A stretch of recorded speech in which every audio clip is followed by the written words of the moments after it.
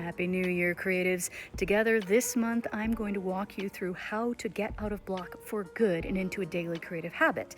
But before we do that, I need to tell you why I know how to do this.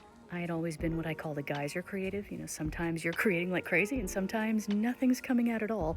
And I thought that was normal.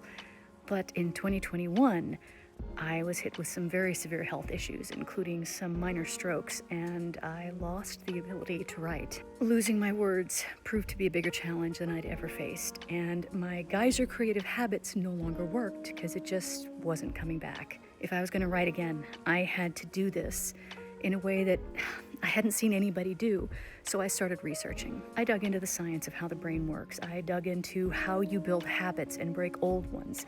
I dug into a lot, and at the end of that, I came up with what I now call the 2-rule recovery. And I'm going to break these down over the next month, so have patience with me because this is simple but not easy. 1, you have to make something new every single day. This is because you are training your body and brain to accept that the act of creation is part of your normal. But you cannot genuinely make something great every day, and we often get blocked because, well, what we're making is terrible. That's where rule 2 comes in. 2 is let it be tiny and let it be wrong. Let what you make be the wrong thing.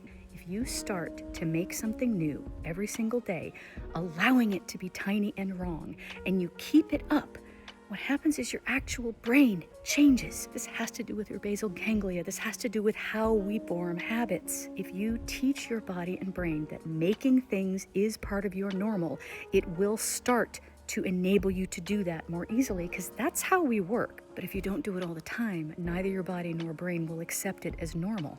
I am now at the point where I create every single day, and I came out of a dead stop. Creative, anyone can do this. Absolutely anyone can do this. I have seen others do it, and I know that you can too. So this month, we're gonna break it all down. We're gonna get into the science. I'm going to show you what it means to make something every day and let it be tiny and wrong. It may not be quite what you think. And at the end of this month, if you're willing to do it, if you're willing to take these 2 steps, you will find yourself creating. And it will get better and better. It's not always going to be tiny and wrong. You can do this. If I could do it with all of the stresses and all of the physical ailments and everything else going on, I know that you can too. So sit down with me, join me this month, and together, let's make something new.